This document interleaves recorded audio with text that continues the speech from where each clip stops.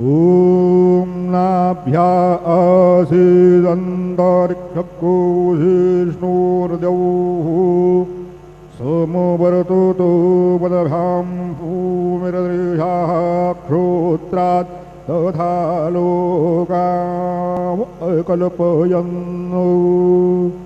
चतुरस्रमण्डलान् कृत्वा तदुपरि नैवेद्यपात्रान् निधाय गायत्रीमन्त्रेण पात्रान् प्रोक्षयेत्।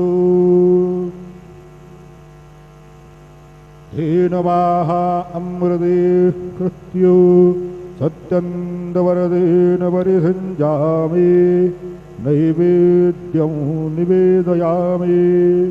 ॐ प्राणाय स्वाहा ॐ अपानाय स्वाहा ॐ व्यानाय स्वाहा ॐ उदानाय स्वाहा ॐ समानाय स्वाहा ॐ ब्रह्मणे नमः।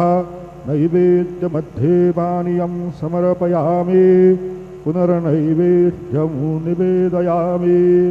ॐ प्राणाय स्वाहा ॐ अपानाय स्वाहा ॐ व्यानाय स्वाहा ॐ उदानाय स्वाहा ॐ समानाय स्वाहा ॐ ब्रह्मणे नमः।